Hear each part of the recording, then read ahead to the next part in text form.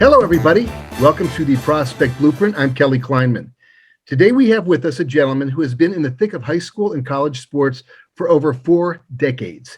He's a career educator and certified master athletic administrator with 40 years of success as a teacher, a head coach, and as an AD. He recently retired as the director of athletic enrichment at the McClay School, an independent college prep school in beautiful Tallahassee, Florida. He also served as the 2021 president of the Florida Interscholastic Athletic Administrators Association. Try saying that 5 times. It's a tongue twister. In June of 2020, he created the Educational AD podcast, which showcases high school ADs from around the country. He also directs Victory Educational Athletics, a consulting firm for schools offering professional development in coaches education, athletic leadership, and parent engagement. He also has a new book. He's a busy guy. The Athletic Director's Toolbox. You have to have one if you're an AD. The top 20 tools for success from our first 150 interviews. It's available on Amazon, and we'll run that up here on the screen shortly. My guest, after all of that, is Mr. Jake Von Scherrer, CMAA. Welcome aboard, Jake. Kelly, thanks so much for asking me to be on board. Very excited to talk with you and maybe share a little bit with your listeners. Well, you're definitely the guy. You've been through it, and I couldn't think of a more expert individual to have on the show.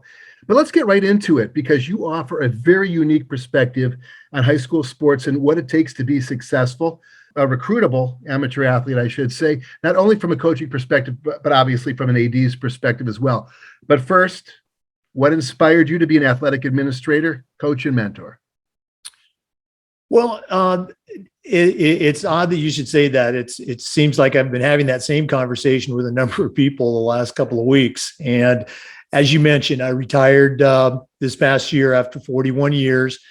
And when I started out, I knew coming out of college, I like to say that injuries and a lack of talent kept me out of the NFL. But I knew I wanted to be a coach, and I was okay with being a teacher because back then that's how you did it. And long story short, started, working as a teacher and coach, middle school, high school, climbing that ladder, and really didn't think much about becoming an athletic director. I was very fortunate to have some great mentors, some head coaches I worked under, and some athletic directors that I worked with as models that served me very well later on. But my first job as an AD was right before school started one year.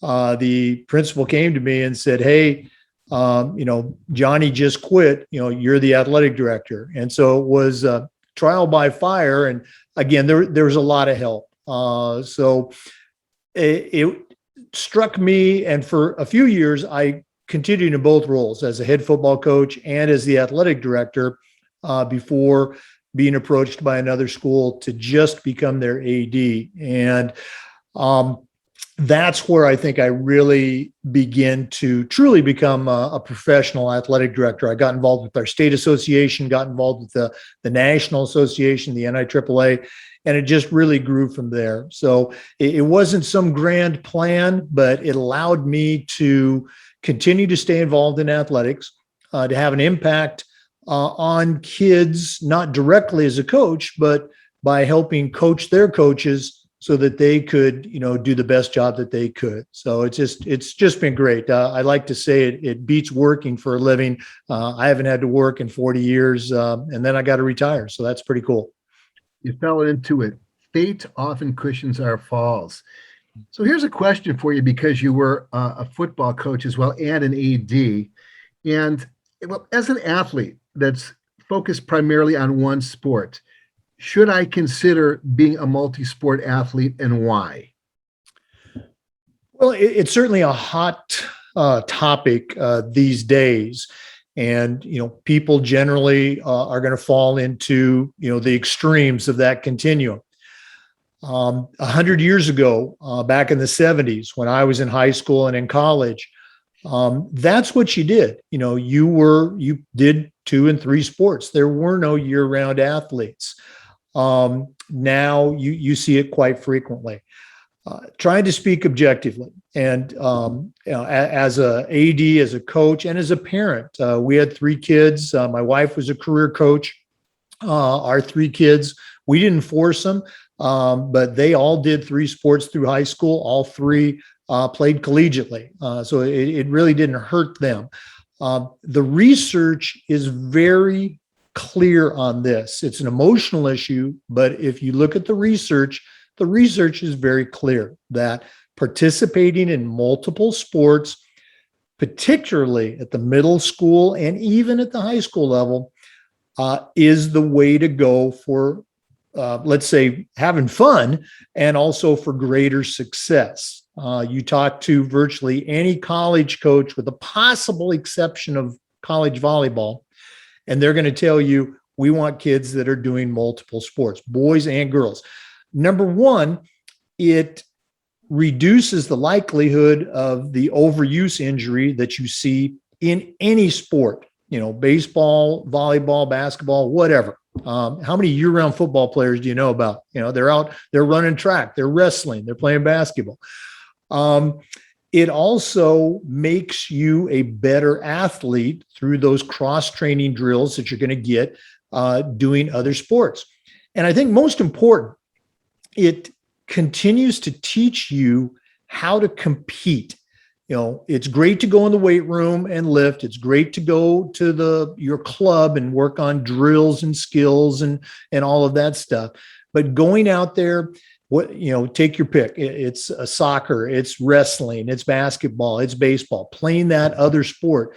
You've got coaches and teammates that are pushing you and challenging you and holding you accountable to be the best that you can be. It teaches you and reinforces how to compete. And you just don't get that in the weight room or in the skill session. Parents will say that, it's the only way my kid can make it to college. Well, maybe your kid's not going to college anyway. Okay. And I would bet him a milkshake that if they let that kid, let's say he's a basketball player. He's going to get hurt playing football. I had my nose broken 3 times playing basketball. And if you're going to get hurt, you're going to get hurt. So let that kid do multiple sports is my professional as well as my personal opinion. Let the kid have fun. Now, if the kid is telling you, if your son or your daughter is coming to you and just saying, I love, take your pick, volleyball, I love cross country, I love wrestling, whatever. If they just love it and it's the kid driving that bus, hey, that's okay. But I have maybe seen in my 40 plus years, I've maybe seen that, I'll go high, twice, okay, where the kid is driving that.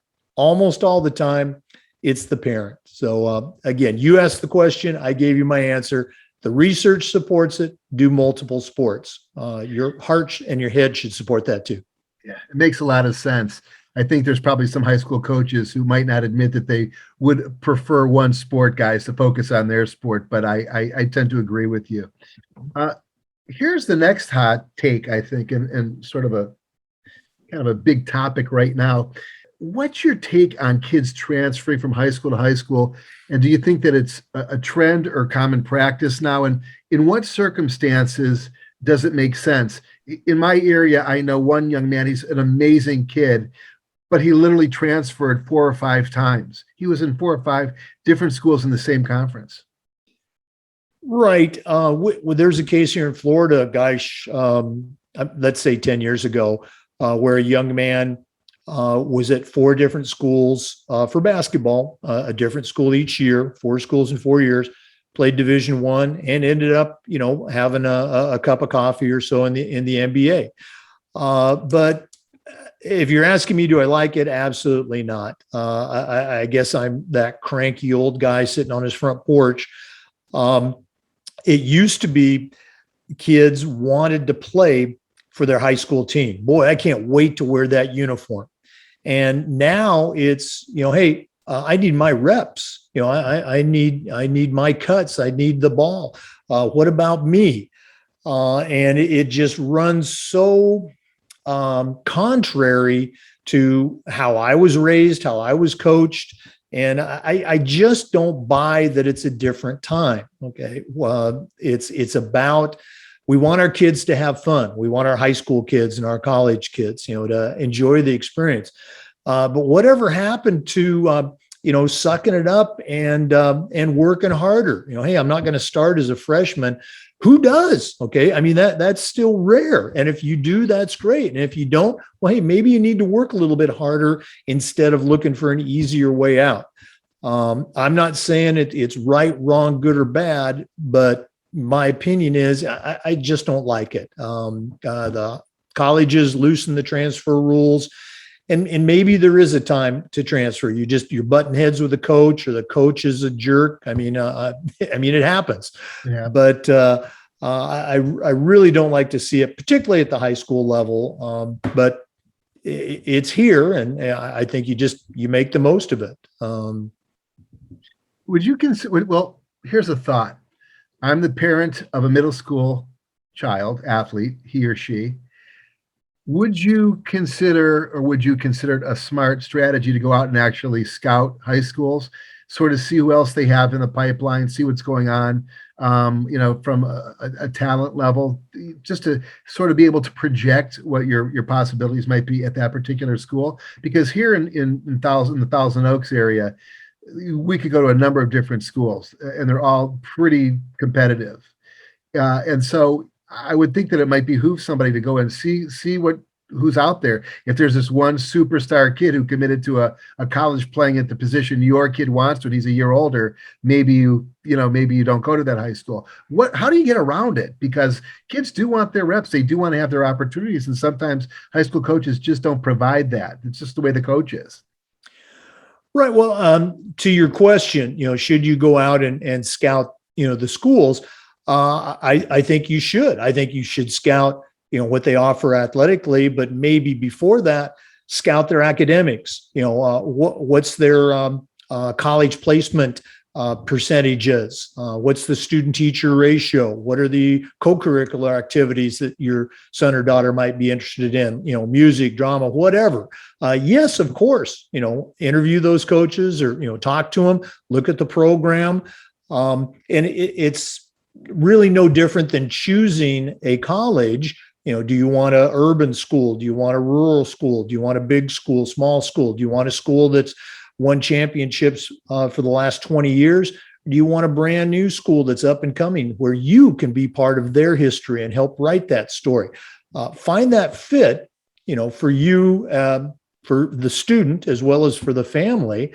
But then when you make that decision, hey, let's stick it out. Okay. Let's dig in, let's battle, let's be the best that we can be. The old expression, the helicopter parent, that's got removed by the lawnmower parent, trying to, shave down and make challenges not quite as hard. Well, that's gone the way of the bulldozer parent that completely wants to remove any challenge or any hint of possible failure, not understanding that that's how we grow, by getting knocked down and getting back up again. So yes, scout that school, but make sure you're scouting everything, not just athletics.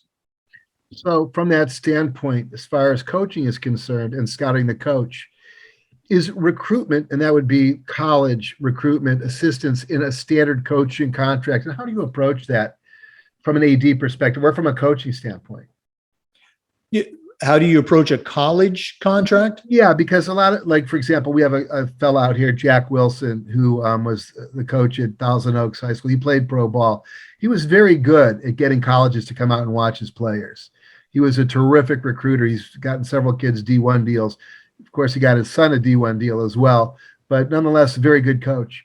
What is that conversation like between an AD and a high school coach? Hey, how are you going? Do you interview them and ask them, how do you approach attracting colleges to your athletes? Because that, I would suspect, is certainly part of the equation.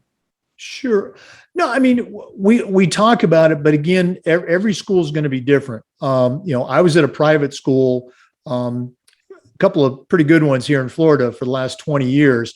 And we have a very robust college placement department, 5 and 6 people full time. They're working on getting our kids into college, not from a sports perspective per se, although they're very good at that, but we're talking getting kids into Ivy League schools, service academies, et cetera. For a public school, their college counseling department's probably not going to be that robust. And so a lot of times it will fall back onto the coach's shoulders to help make those the awareness of those opportunities available to the kids. But let's also keep in mind, what's the percentage? 3% of high school kids are going to play college sports. As you go down your roster, your baseball, volleyball, football roster, are you in that top 3%? And if you're not, doesn't mean that you can't go. There's probably a D2 or D3 or other school out there for you. So as an AD, and I know a lot of really good public school ADs that have this same philosophy, we were very upfront with our parents. And again, our school is a little bit different. They were at our school because they wanted their kid to go to college. If they could play sports, all the better. But from an athletic department, we would tell them, our goal is not to get your kid a college scholarship. Okay. That's not our goal. Okay. Our goal is to provide your kid with a great high school experience. In this case, through sports. And that's, practice, that's training, that's traveling on the bus to the games, and that's the game experience, whatever it turns out to be for your son or your daughter. Our goal is not, how many kids do we send to Division I sports teams, and we would send kids to teams, and that was great. But it was a byproduct of doing all the other things right, of having standards, making the kids adhere to those standards and challenge them to be the very best they could be in the classroom as well as on the field. A big public high school, they might have a different philosophy, and that's fine. Like I said, it's not right, wrong, good, or bad. It's just, what's your philosophy, and go with it.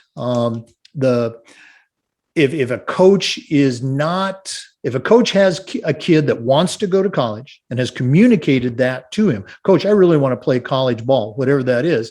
Now I think it behooves the coach to do what he can to help make that happen. I made tons of phone calls for kids as a coach, as an AD. We used to, you'll probably remember this. We used to send out, VHS tapes. Okay. And then it was DVDs, and now it's all online, which is great, but it's a part of that process, but it certainly doesn't, and I don't think should drive the bus, just because most of your kids are never going to play college sports. Okay. Yeah, quite true. And I don't want to downplay the importance of academics. The first thing any college recruiter is going to ask you is, what's your GPA? That's what exactly right off the bat. Well, you mentioned parents, and I am one. And at one point, I was a disgruntled parent with a head coach who had a little bit of a drinking issue. But aside from that, every AD and head coach has had to deal with a disgruntled parent. How do you handle parent-coach issues? And I know you've had a few good ones, and I asked you to create, go back and give me a few anecdotes. So let's hear what you got. Well, I think you just need to understand in this day and age, and this didn't happen yesterday, it's been around for a while, is that parents, they want to be more involved, and they're going to be more involved. I look back to my high school days. My mom and dad, they knew my coaches, and my coaches knew them. Not that they were important people, but if they passed each other in the grocery store aisle, they could say hi to each other by name. But other than that, I don't think my mom and dad ever had a conversation with any of my high school coaches about playing time or about anything ever. Okay. And that was the norm. And that just doesn't happen now. So I think as an athletic director and as a head coach, you just need to understand, parents are going to be involved. Now, you can make that an adversarial relationship. Hey, I don't talk to parents. We don't talk about playing time. Or you can work toward what our national organization, the NIAAA, is calling partnering with parents.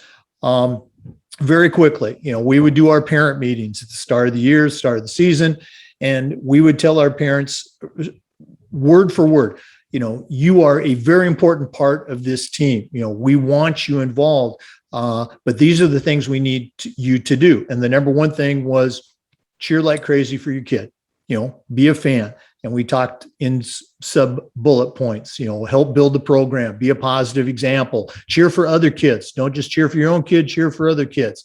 The cliche, and it's a cliche, but it's so important. On the drive home, don't discuss the game. Just say, hey, I really love watching you play, and let the kid lead that discussion. If the kid wants to stew, let him stew. Okay. It's their stinking game. But we were very clear, very proactive in kind of an in your face, but a positive way with our parents about, hey, you're involved. And, this is where that involvement ends. And for the vast majority of our parents, that works. For the ones that are still going to call you, they're still going to email you, they're still going to come in your office, come on in, let's talk. And I would tell them that my door is always open. And my door was always open unless I was talking to a parent or a kid.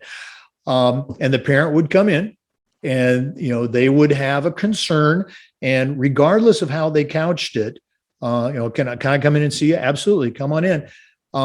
Regardless of how they couched it, 99% of the time, what did it end up being about? It was about playing time. And again, you need to understand that as a coach, as an AD. As a head coach, what's your job? Put the best team out there.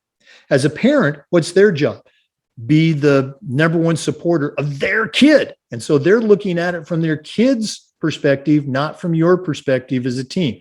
You got to understand that. The parents would come in. I remember one in particular, a baseball mom and dad, and it was about playing time, even though they said it wasn't. They had the largest collection of baseball data from that season to support their cause. And I'm not a baseball guy.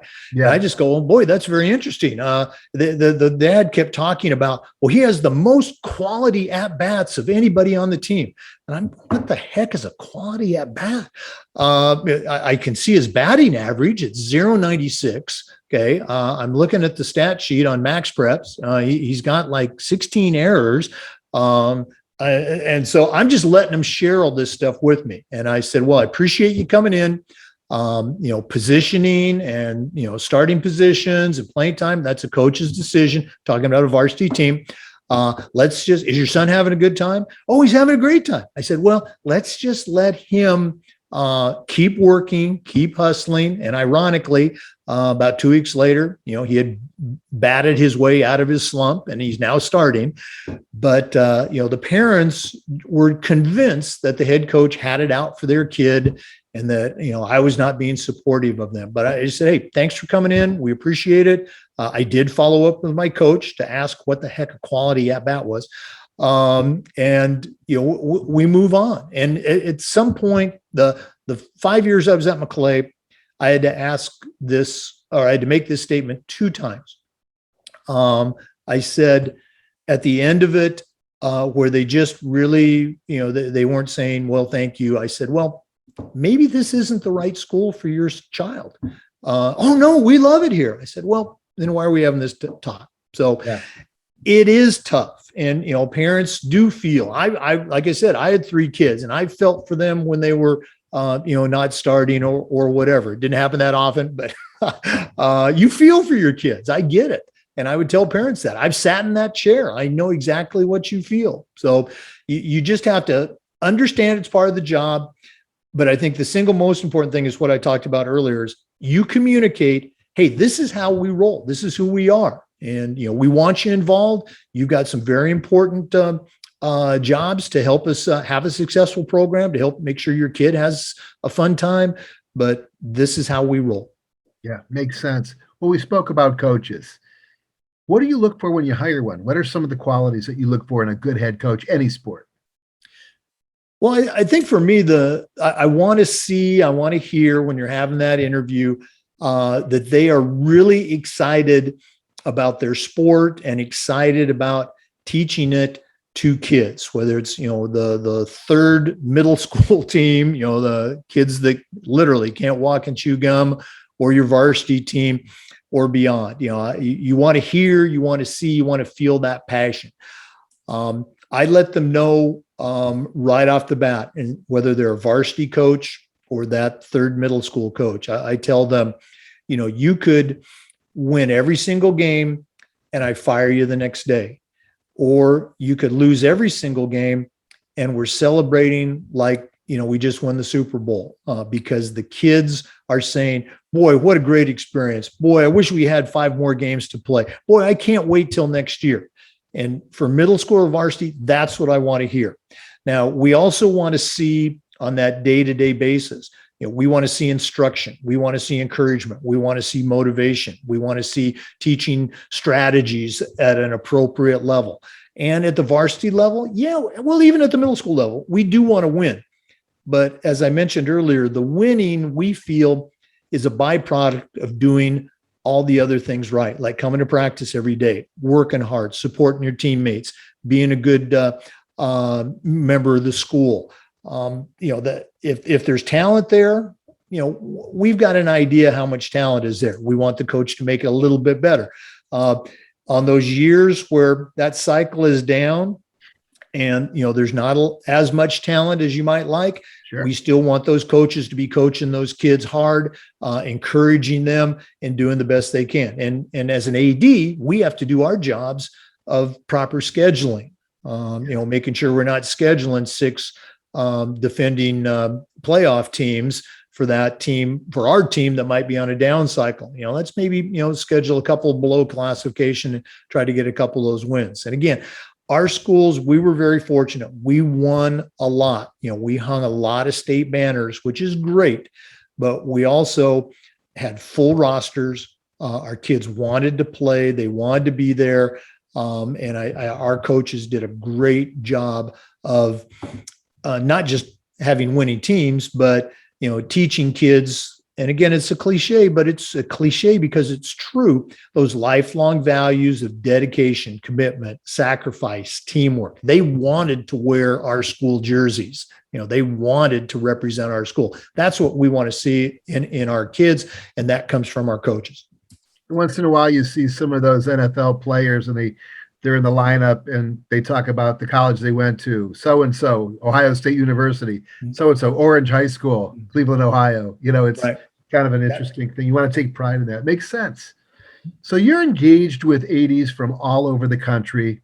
What issues or challenges, aside from COVID, do they see on a daily basis and possibly into the future? Well, guys, I think probably the 2 biggest ones that I hear about, and I know that they are very true, obviously, budgeting disparities from one school to the next, funding programs. And we're not just talking about, say, coaching stipends, which is a completely different conversation, but, transportation, getting kids to and from games, the officials shortage and having to pay, for additional officials that might not be certified. The budgeting issues are certainly a challenge for everybody these days. The other challenge, it would be the actual workload.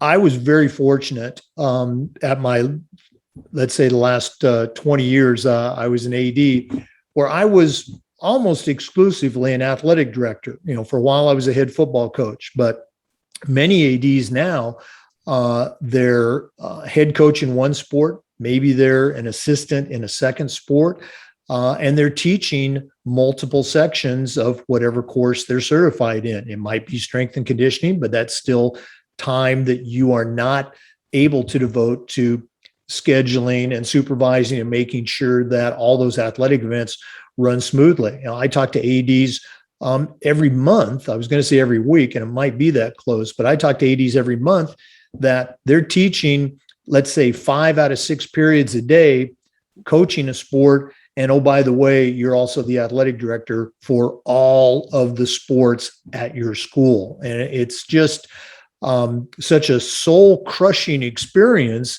for people in that position. There's no wonder we have such a turnover in our profession. And so what we try to do with NIAAA, as well as at the state level, is we just try to provide everyone, but especially those types of ADs, with professional development, with assistance, with a mentor AD in their area, if that's required, and just try to help them meet the demands that are. It's a great job, but like any job, if you don't have the time to do it well, it can begin to weigh on you.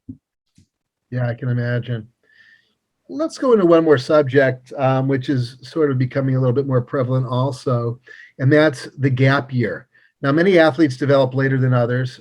Here in my neighborhood, again, extremely athletically oriented, and a really big push to get kids college deals. It's, there's some communities that are just that way. Here in my neighborhood, folks are turning to prep schools during a gap year so they could develop a little bit more, get reps. Is this a viable option, or is there any kind of downside or risky choice to it at all, in your opinion? Well, again, we've got some schools here in Florida that provide that gap year. They're not, obviously they're not part of the state association, but they do exist. And obviously they're filling a need for an individual that wants to play at that next level. And maybe their gap is academic, or maybe their gap is athletic, or maybe it's both. I see nothing wrong with it, but obviously these things cost some money. And so if a parent is considering this for their son or daughter, I think you do your due diligence. And just like we talked about checking out, middle school programs and high school programs, check them out. What's their success rate for placing the students that enroll there? What's their, what's the lifestyle going to be like? How much focus on academics, how much focus on athletics? Is it an old school Vince Lombardi or Jake Von Scheer, type of football coach, or are they open to, the latest techniques in physical and social emotional learning? If it works for them, I've got no problem with it. Tell us about your new book and where can we get it? Well, the book is called The Athletic Director's Toolbox, and it came out of our podcast, the Educational AD Podcast. One of our segments is called the AD's Toolbox, and we ask all of our guests, what 3 things would you put in a new athletic director's toolbox? Most of our guests are fairly experienced and in many cases award-winning and Hall of Fame athletic directors. Mm-hmm.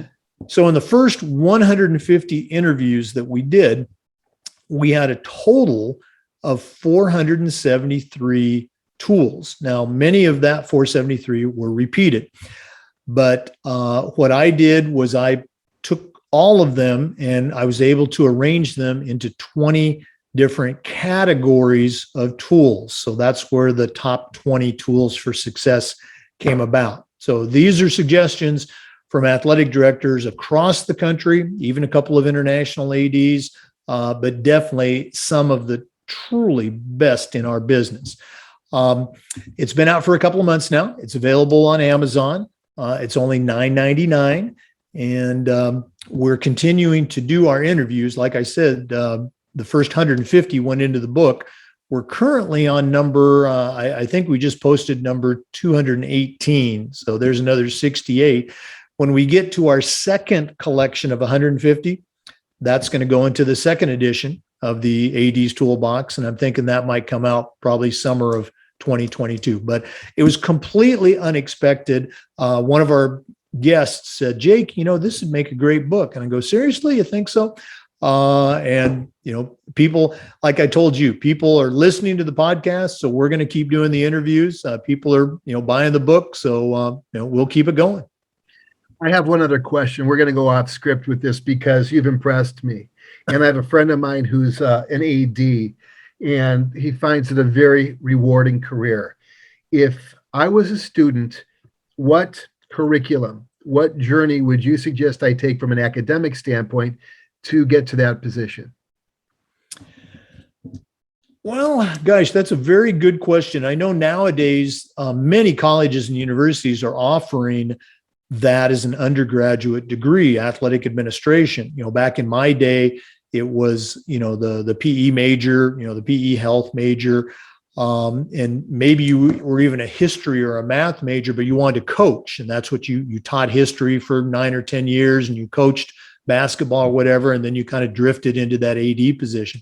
Now you can get an undergraduate degree in athletic administration. So I think if you really feel that being an athletic director is in your blood, and that's what you want to do, look for colleges and universities that offer that as an undergraduate major, or at least as a graduate degree. And there's several out there. So along with that, nothing beats the theory is good, but nothing beats the practical experience. If you're not already doing this, get involved at a local school, as a coach, as an official, as a non-paid intern. You go and introduce yourself to the athletic director and say, hey, I would like to be an AD down the road. Can I shadow you? Can I help you? If they come up with some bucks for you, maybe some gas money, even better. But those experiences on how to set up the gym for volleyball, how to break down the gym after a game, dealing with officials, the hiring process and confirming and transportation. I can't tell you, I had those experiences, some on purpose, some by accident as an undergrad, and definitely during my early career as a teacher and a coach. And it is so valuable to what you're going to be doing when they finally give you the keys to the gym and say, okay, you're the athletic director, and reach out. I'm very visible on Twitter and on Facebook and the NIAAA platform. Reach out and email coaches and ADs, introduce yourself. If you reach out to a football coach or a baseball coach or a basketball coach and say, hey, I'd like to learn from you, coaches are much more guarded. Athletic directors, we can't wait to share different ideas. So, email and call those ADs. I guarantee it'll be the start of a great relationship and somebody that's going to be helping you out, continuing to help you out down the road of your career. Last question, where can we find your podcast? We are on, I think, all of the major podcast carriers, and it's called The Educational AD Podcast. We post new content, new interviews every Monday and Friday. And then we have some real quick segments. The Mentoring Minute is brand new every Tuesday. One of our great ADs here in Florida, Dan Como, is our mentoring guru. And then on Thursdays, we have team building tips with another one of our great Florida ADs. Mentoring Minutes, about 5 minutes long. Team building tips are about maybe 15, 16 minutes long. And then we have special features that we air on Wednesdays. But we're out there, and we'd love to have you listen. Folks, give them a listen. Well, Coach Von Scherrer, thank you so much for joining us. It's been a pleasure. Kelly, this has been so much fun. Thank you so much for having me on. Absolutely, and have a happy holiday. All the best to you too. Folks, that was it. This is the Prospect Blueprint. I'm Kelly Kleinman. Have a great day.